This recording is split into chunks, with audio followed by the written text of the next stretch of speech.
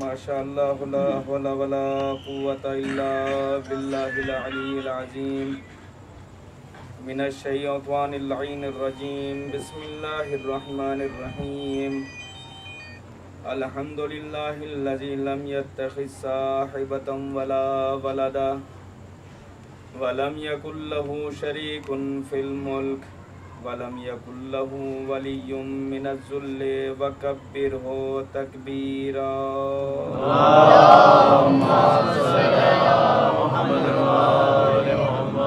वल्हम्दुलिल्लाहिल्लज़ी हदाना लिहाज़ा वमा कुन्ना लिनहतदिया लौला अन हदानल्लाह लक़द जाअत रसूलु रब्बिना बिलहक़्क़ि अस्सलातु वस्सलाम व तहियतु वल इकराम अला रसूलिस सकलैन महबूब रब्बिल मशरक़ैन वल मग़रिबैन जद्दिल हसन वल हुसैन अबिल क़ासिम मुहम्मद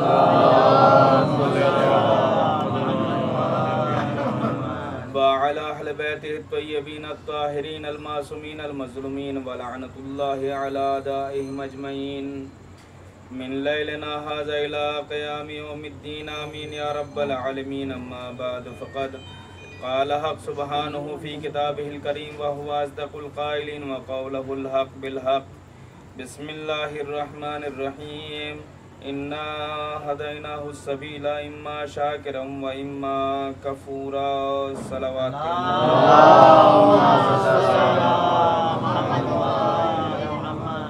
अज़ीज़ान गिरामी मोहतरम सामीन अज़दारान सय्यदुश शुहदा, मेरी आवाज़ सब तक पहुँच रही है?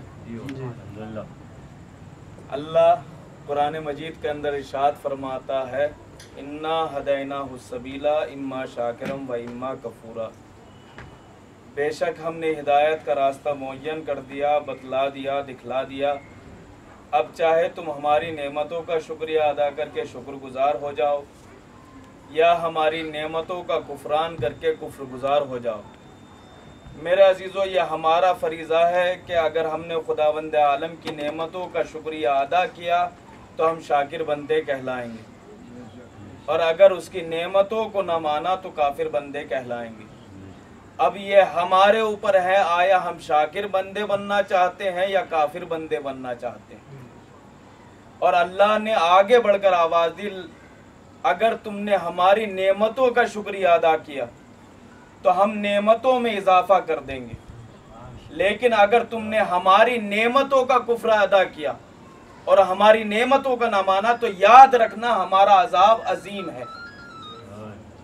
और यहीं पर खुदावंद आलम नहीं रुका, बल्कि आगे खुदावंद आलम ने इरशाद फरमाया इन्ना अलैना लल हुदा व इन्ना लल आखिरतु वल उला। और याद रखो हिदायत की जिम्मेदारी हमारे हाथ में है और दुनिया व आखिरत का इख्तियार भी हमारे हाथ में है। अगर आपने गौर करी हो तो इस आयत के अंदर अल्लाह ने दो जुज इस्तेमाल किए हैं। पहले जुज में अल्लाह ने इरशाद फरमाया इन्ना अलैना लल हुदा, कि हिदायत की जिम्मेदारी हमारे ऊपर है, व इन्ना लल आखिरत वल उला, और याद रखो दुनिया व आखिरत का इख्तियार हमारे हाथ में।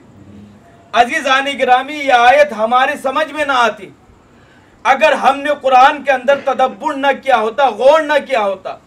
सोचने वाली बात है, पहले जुज़ में अल्लाह ने कहा कि हिदायत की जिम्मेदारी हमारी है और फिर इख्तियार बतलाया, और इख्तियार भी कैसा कि दुनिया व आखिरत का इख्तियार हमारे हाथ में है।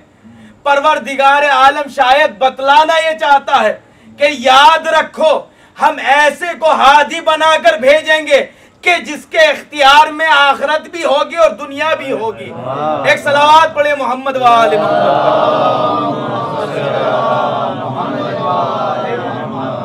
तो खुदावंद आलम ने वादा किया है कि हादी हमारी तरफ से होगा, हिदायत करने वाला हमारी तरफ से होगा।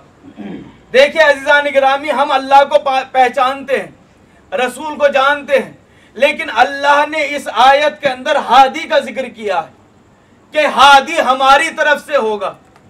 अब पता कैसे चले कि हादी कैसा होगा, किस अंदाज में आएगा, कैसे हादी आएगा जो हमारी आकर हिदायत करेगा। तो अज़ीज़ान गिरामी, अल्लाह की औसाफ को देखते चले जाओ हादी समझ में आता चला जाएगा। अल्लाह ने इरशाद फरमाया, जिस आयत को हम रोजमर्रा पढ़ते हैं, क्या है, बिस्मिल्लाहिर्रहमानिर्रहीम के शुरू करता हूं अल्लाह के नाम से जो रहमान भी है रहीम भी है। तो अल्लाह ने ऐलान किया कि मैं अल्लाह हूं, रहमान भी हूं और रहीम भी हूं। अब अजीजानी गिरामी, कायनात के अंदर देखिएगा, जो सबसे ज्यादा रहम करता हुआ नजर आए वही अल्लाह का हादी होगा। जो सबसे ज्यादा रहम करने वाला हो वही अल्लाह का हादी होगा। दूसरी, अल्लाह ने कहा मैं करीम हूं, जो करम करता हुआ नजर आए समझ लेना अल्लाह का हादी है। अल्लाह ने कहा मैं आला हूं, अगर कायनात के अंदर आपको अली नजर आ जाए तो समझ लेना वो अल्लाह का हादी है। अजीजानी गिरामी, अल्लाह ने इसीलिए इरशाद फरमाया हदीस कुदसी के अंदर, कुन तो कंजन मख्फिया, मैं एक छुपा हुआ खजाना था, मैंने चाहा कि पहचाना जाऊं तो मैंने अहले बैत को खल्क कर दिया। अजीजानी गिरामी, उधर अल्लाह के जो सिफात थे ये अहले बैत ने पहचानवाया। वो करीम था, इन्होंने करम किया, वो रहीम था, इन्होंने रहम करके बतलाया कि अल्लाह कितना बड़ा रहीम है। वो सखी था, इन्होंने सखावत करके बतलाई कि खुदावंद आलम कितना बड़ा सखी है। अजीजानी गिरामी, अल्लाह ने पूरी कायनात को एक कुन के जरिए से पैदा कर दिया। कुन के माना क्या है, हो जाना। अल्लाह ने कहा कुन, कायनात बन गई। अब ये कहना गलत होगा कि अल्लाह ने कहा, जो लफ्जों का मोहताज हो वो अल्लाह नहीं होगा, बल्कि अल्लाह ने सोचा कुन, कायनात बन गई। उसने कुन सोचा ये आसमान बना, उसने कुन सोचा ये जमीन बनी, उसने कुन सोचा ये आसमान के ऊपर सितारों की कहकशाएं नजर आने लगी। यानी पूरी कायनात एक कुन के जरिए से बन गई। अजीजानी गिरामी, अब हादी भी ऐसा होगा कि जो सिर्फ कुन सोचे और उसका इरादा पूरा हो जाए। यही वजह है कि मौलाए कायनात बीबी सैयदा के करीब आए।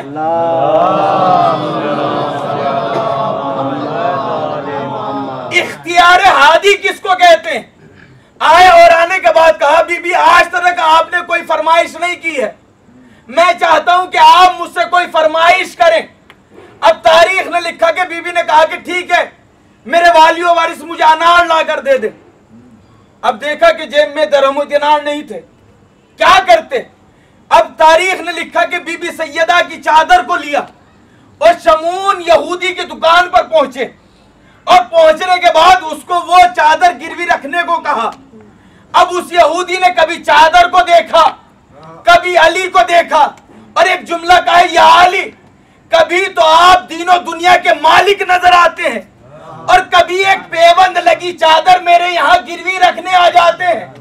बस अरबाब करम, तारीख ने लिखा कि इमामत के चेहरे पर गैज नमूदार हुआ और मौला ने गैज में आकर कहा कि तूने हमें बेइख्तियार समझा है। अगर मैं चाहूं कि वो सामने की दीवार सोने में तब्दील हो जाए, अभी मौला के लम्हाए मुबारक से ये जुमला निकला था कि उस दीवार ने जर्रीन लिबास पहनना शुरू कर दिया। इख्तियार बतला दिया कि हमने अभी हुक्म नहीं दिया है, लेकिन चादर ने अपना खाकी लिबास उतार दिया और जर्री लिबास पहन लिया। अजीजानी गिरामी, ये जुमला मौला का बतला रहा है कि कायनात के अंदर अगर अल्लाह की तरफ से हादी है तो वो अली की जात है। एक सलावत पढ़िए मोहम्मद।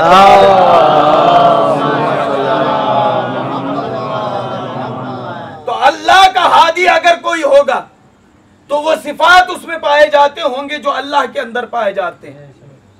अल्लाह रहम करने वाला था, इन्होंने रहम करके बतलाया कि अल्लाह कितना बड़ा रहीम है।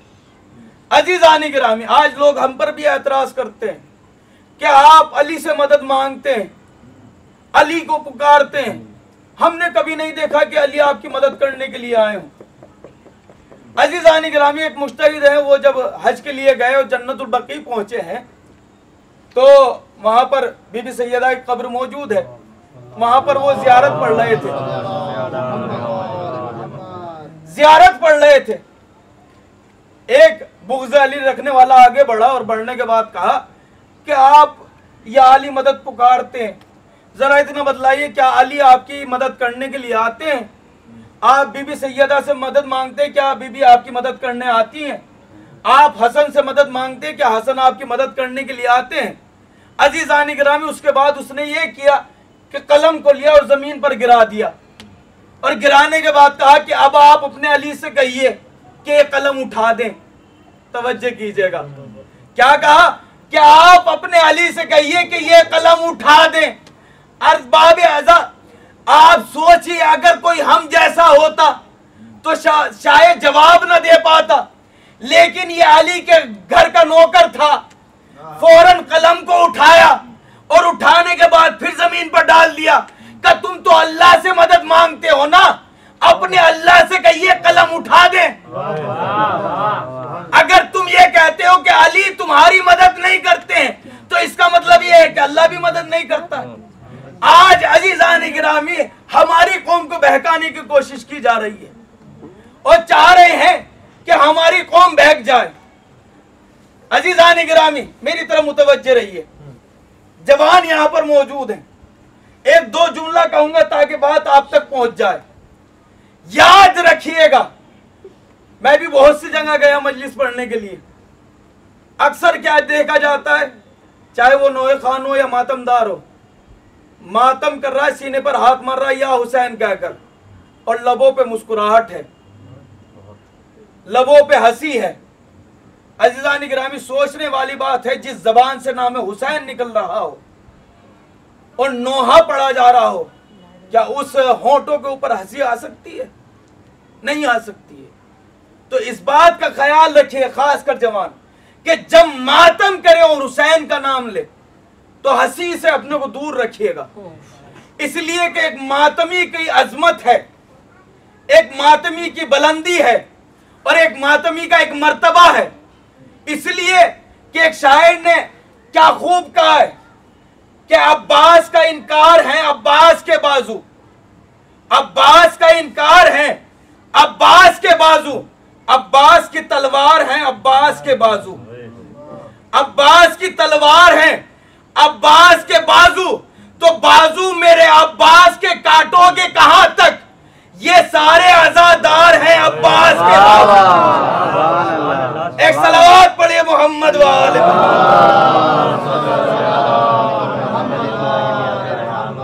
तो अजीजानी गिरामी, आज के दौर में किसी को बहकाया नहीं जा रहा है। बहकाया किसको जा रहा है कि जवान बहक जाए, इसलिए कि जिस कौम का जवान बहक गया वो पूरी कौम निस्तो नाबूद हो गई। और अभी पड़ोसी मुल्क से नारा बुलंद हुआ, क्या नारा था? यजीद जिंदाबाद। और मजीद नारा लगाया कि अमीर यजीद जिंदाबाद। अच्छा, उन्होंने भी एक नारा लगाया, हम भी एक नारा लगाते हैं, हुसैन जिंदाबाद या हुसैनियत जिंदाबाद। उन्होंने भी नारा लगाया, यजीद जिंदाबाद, यजीदियत जिंदाबाद। ये दो नारे बुलंद हुए। देखिए, जब कोई बात हो तो उस बात पर दलील होनी चाहिए। अजीजानी गिरामी, वो भी नारा लगाते हैं और हम भी नारा लगाते हैं। उनके नारा लगाने में और हमारा नारा लगाने में फर्क है। उन्होंने नारा लगाया, कौन सा नारा? अमीर यजीद जिंदाबाद। उन्होंने ये नारा लगाकर दुनिया वालों को बता दिया कि कल भी हमारा रिश्ता यजीद से था, आज भी है और कयामत तक रहेगा। हमने हुसैनियत का नारा बुलंद करके दुनिया वालों को बतला दिया कि कल भी हमारा रिश्ता हुसैन से था, आज भी है और कयामत तक रहेगा। एक सलावत पढ़िए मोहम्मद वाले।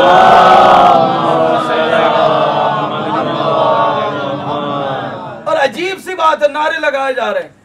आपने वीडियो देखी होगी, उसमें नारा लग रहा है, पहले हुसैन को जिंदाबाद कहा जा रहा है और फिर आखिर में अमीर यजीद जिंदाबाद। ये दो नारे लगाए हैं, यानी साथ कातिल का दिया और मकतूल से हमदर्दी भी। कातिल से भी मोहब्बत है और मकतूल से भी हमदर्दी है। ये हो ही नहीं सकता, या तो हक को चुनो या बातिल को चुनो, या तो हक का साथ दो या बातिल का साथ दो। अजीजानी गिरामी, हम करबला से लेकर और अब तक यही बतला रहे हैं कि हम हुसैन के मानने वाले हैं, लेकिन फिर भी आज के दौर में हम पर इल्जाम लगाया जाता है कि इन्होंने ही मारा है, यही गिरिया करते हैं, इन्होंने ही कत्ल किया है, यही रोते हैं। तो जवाब सुनिएगा और याद रखिएगा, अगर कोई सवाल करे वो लोग क्या कहते हैं कि इन्होंने ही मारा और यही गिरिया करते हैं, इन्होंने ही कत्ल किया और यही मातम करते हैं। तो मैं उनसे कहना चाहता हूं, एक मजलिस रख ली जाए, तुम भी आना, हम भी आएंगे, और आने के बाद यजीद के ऊपर लानत की जाएगी। जिसका चेहरा उतर जाएगा समझ लेना यजीद वाला, जिसका चेहरा खिल उठेगा समझ लेना हुसैन वाला। सलावत पढ़िए मोहम्मद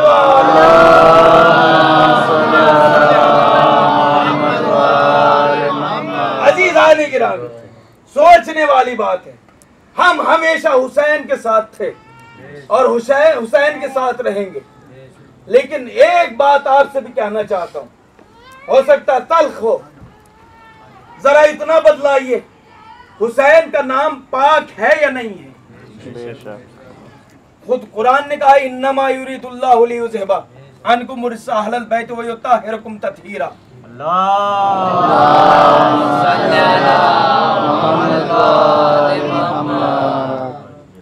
क्या कहा कुरान ने कि अहले बैत को पाक रखा गया है, और इतना पाक रखा गया है कि निजासत इनके करीब नहीं आ सकती। अब आप इंसाफ से बतलाइएगा, झूठ बोलना गुनाह है कि नहीं? गाली देना गुनाह है कि नहीं? गीबतें करना गुनाह है कि नहीं है? अहले बैत को जिस रिज़ से निजासत से दूर रखा गया है, उसमें झूठ भी आता है, उसमें गीबत भी आती है, उसमें हर गुनाह आता है। अहले बैत को हर गुनाह से दूर रखा गया है। तो अब जरा सोचिए, जिस जबान से या हुसैन निकल रहा हो, क्या उस जबान से गालियां निकलेंगी?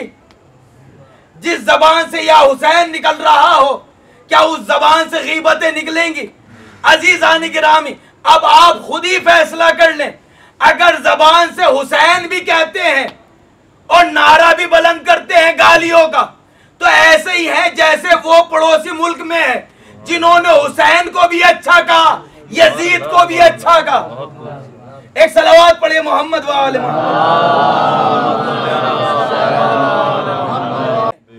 हम भी उन जैसे ही हैं, वो भी हुसैन को अच्छा कर रहे हैं, यजीद को भी अच्छा कर रहे हैं।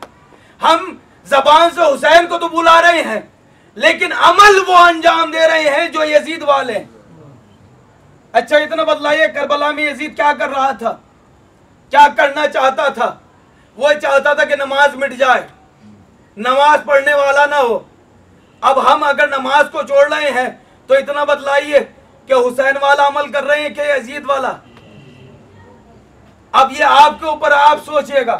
अगर हम नमाज नहीं पढ़ते हैं तो यजीद खुश होगा कि हुसैन खुश होंगे, और अगर नमाज पढ़ लेते हैं तो हुसैन खुश होंगे कि यजीद खुश होगा। अब ये आपको सोचना है। जहां हम फर्श अज़ा पर आकर हुसैन का मातम करते हैं, वहां पर हमें चाहिए कि मस्जिद में जाकर नमाज पढ़े। लेकिन अजीब हाल है, हम जितने फर्श अज़ा पर नजर आते हैं, इतने मुसल्ले पर नजर नहीं आते। कहीं ना कहीं हमारे अंदर कमियां पाई जाती हैं। आज जितनी मुसीबतें आ रही हैं, ये हमारे अमल की वजह से है। ये हुसैन की, ये अल्लाह की तरफ से नहीं है। मौलाए कायनात अली इब्न अबी तालिब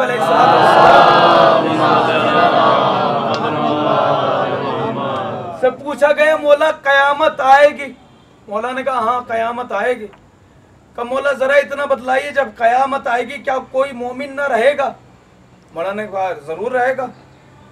तो चाहने वाला कहता मौला ये कैसे मुमकिन है कि अल्लाह एक मोमिन को बेजुर्म व खता सजा दे दे? सवाल तो सही है, सब तक सवाल पहुंच गया। सवाल क्या किया कि मौला ये कैसे हो सकता है कि अगर दुनिया में मोमिन रहे और कयामत आ जाए? कयामत में किसी को ये तो है नहीं कि आराइश मिलेगी, लेटने के लिए मिलेगा, मखमलदार कंबल मिलेंगे, नहीं। आग जमीन उगलेगी, आसमान से आग गिरेगी, और जब ये आग गिरेगी तो इंसान को क्या होगी? तकलीफ होगी, और जब तकलीफ होगी तो मोमिन भी होगा, और अल्लाह कैसे ये गवारा कर सकता है कि एक मोमिन को बगैर जुर्म व खता के, गुनाह के इंसान को तकलीफ दे या सजा दे। मौला ने कहा कि वो सजा अल्लाह की तरफ से नहीं होगी, वो अल्लाह की तरफ से नहीं आएगी, बल्कि ये हमारे आमाल होंगे कि जिनकी वजह से दूसरों को भी अजियत होगी। हमने अगर कोई गुनाह किया है तो हो सकता है हमारी वजह से दूसरों को भी अजियत पहुंच जाए। तो इस बात का ख्याल रखिए कि ऐसे गुनाह ना अंजाम दीजिए कि जब इमाम आए तो नजरों को फेर लें। अब एक जुमला है, शायद सख्त हो जाए।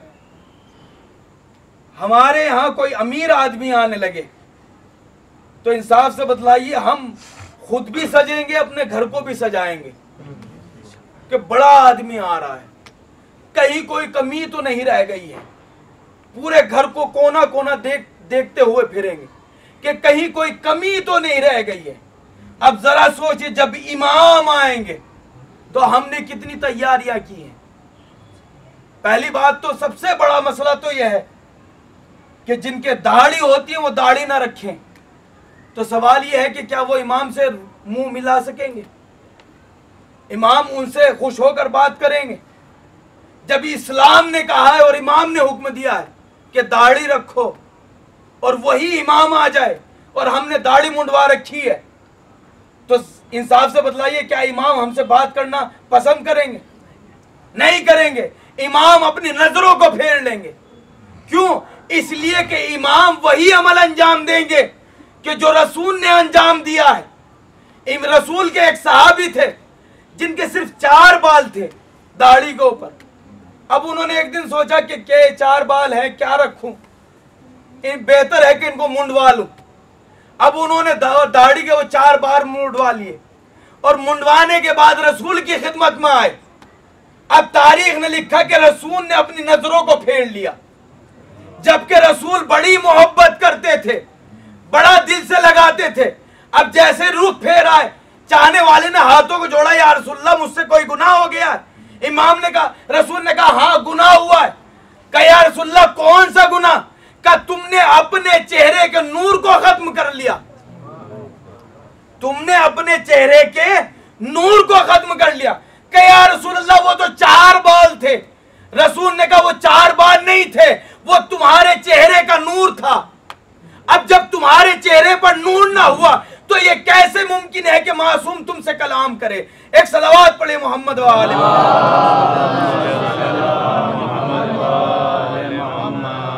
तो अजीजानी गिरामी, बस बात को तमाम करो,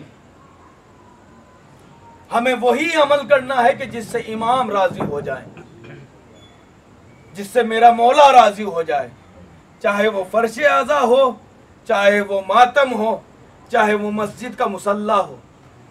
अजीजानी गिरामी, रिवायत में है कि जब शबे जुमा आती है और हमारे और आपके अमाल इमाम ज़माने के सामने जाते हैं,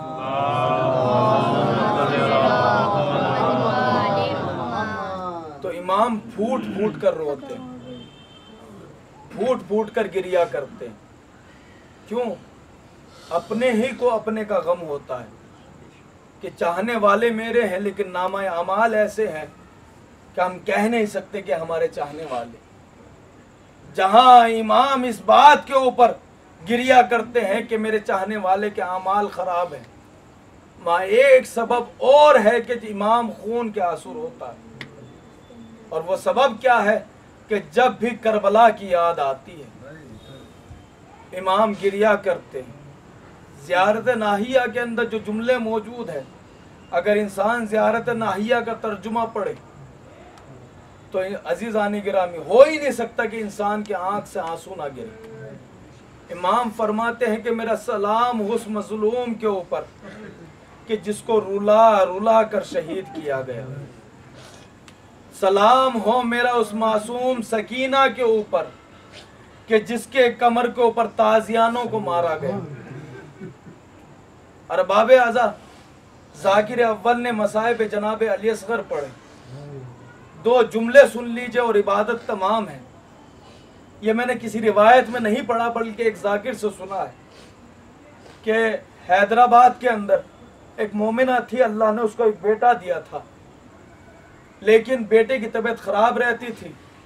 अब उसने मन्नत मांगी कि अगर मेरा बेटा सही हो गया तो आशूर के दिन इससे इमाम हुसैन के नाम पर कमा लगवाऊंगी। अजीज़ान गिरामी, इसने मन्नत मांगी और जैसे ही मन्नत मानी है कुछ ही देर के बाद उसका बच्चा सही हो गया। अय्याम मुहर्रम करीब आ गए। जब आशूर का दिन आया है और जुलूस घर के सामने से गुजरा, इसने कमा को अपने बच्चों को दिया और जाने के बाद कहा, जा बेटा मैंने मन्नत मानी थी, उस मन्नत को पूरा कर दे। अब वो जाकिर बयान करते हैं कि इसने कमा को लिया और ले जाने के बाद हाय अली अकबर कहकर अपने सर पर जैसे ही कमा मारी है तो कमा इतनी सख्त लगी कि हड्डी को पार कर गई। बच्चा जमीन पर गिरा और मर गया। अरबाब अज़ा बस इतना सुनना था, लोगों ने उसको उठाया और हॉस्पिटल की तरफ दौड़ने लगे। किसी ने आकर मां से कहा कि वो बच्चा जिसको तूने दुआएं मांगकर मांगा था वो बच्चा मर गया। बस अरबाब अज़ा मां की ममता तड़प उठी। आशूर का दिन था ना, फौरन दौड़ी हुई वहां पहुंची जहां आलम लगे हुए थे। अब गई है और जाने के बाद कहा, मौला मैं जानती हूं आज मांगने का दिन नहीं है, आज आपका घर उजड़ गया है, आज अली अकबर न रहा, आज ओनो मोहम्मद न रहे, आज कमसन अली असगर न रहा। मौला मैं जानती हूँ आज मांगने का दिन नहीं है, लेकिन मौला मैं आपसे अली असगर का अज़ादार मांगने आई हूँ। अरबाब अज़ा भी ये दुआ मांग रही थी कि शोर उठा कि उस मोमिना का बच्चा तंदुरुस्त हो गया है। बस अरबाब अज़ा वो घर आया, माँ ने बाहें फैला दी, आजा मेरे लाल मेरी बाहों से लग जा। अरबाब अज़ा बच्चा माँ की तरफ न गया बल्कि उधर पहुंचा जहां पर अलम लगे हुए थे। अरबाब अज़ा माँ दौड़ी गई और जाने के बाद कहा, मेरे लाल मैंने दुआएं मांगकर तुझे मांगा है, मेरे गले से लग जा, मेरी ममता ठंडी हो जाएगी। लेकिन बच्चा है जो अपनी माँ के गले नहीं लगता। अरबाब अज़ा माँ ने कहा, बेटा मेरे गले क्यों नहीं लगते हो? अरबाब अज़ा बच्चे ने तड़प कर कहा, अम्मा जो मंजर मैंने देखा वो आपने नहीं देखा। कहा, मेरे लाल तुमने क्या देखा? कहा, जब मलकुल मौत मेरी रूह को लेकर चला, अभी आसमान का हिस्सा तय करा था कि देखा एक शख्स आया है जिसके जिस्म के ऊपर जख्मों के निशान मौजूद है, बाहें बिगले हुए हैं। अरबाब अज़ा उस शख्सियत ने आकर मलकुल मौत को हुक्म दिया, ऐ मलकुल मौत इस बच्चे की रूह को वापस कर दे, इसलिए कि मुझसे किसी माँ का तड़पना नहीं देखा जाता। अरबाब अज़ा मैं हाथों को जोड़कर कहूंगा, मौला एक आम माँ का इतना ख्याल करबला में जनाब उम्मे रबाब के ऊपर क्या गुजरी, उम्मे लैला के ऊपर क्या गुजरी। जज़ाकुमुल्लाह खैरन। बस एक जुमला है और इबादत तमाम है। अरबाब अज़ा जैसे ही जनाब अली अकबर को लेकर मैदान में आया मेरा मौला, और हुरमला ने तीर को कमान में जोड़ा, अभी चाहता था कि तीर को छोड़े, फौरन हाथ कांपा, तीर छुटा, जमीन पर गिरा। अरबाब अज़ा ऐसे ही 3 मरतबा हुआ। अब तारीख ने लिखा कि उमर साद आगे बढ़ा और बढ़ने के बाद कहा, ए हुरमला तुझे क्या हो गया? अगर कोई मुझसे पूछता था कि तेरे लश्कर में सबसे बड़ा तीर अंदाज कौन है तो मैं तेरा नाम लेता था। आज तुझे क्या हो गया? कि उमर साद जो मैं देख रहा हूँ वो तू नहीं देख रहा। मैं जब भी तीर से निशाना लेता हूँ ज़हरा आगे आ जाती है। मेरे लाल ने तेरा क्या बिगाड़ा? अरबाब अज़ा हुरमला का तीर चला, बाप के हाथों पर मुनकलिब बच्चा हो गया। अरबाब अज़ा उधर से रबाब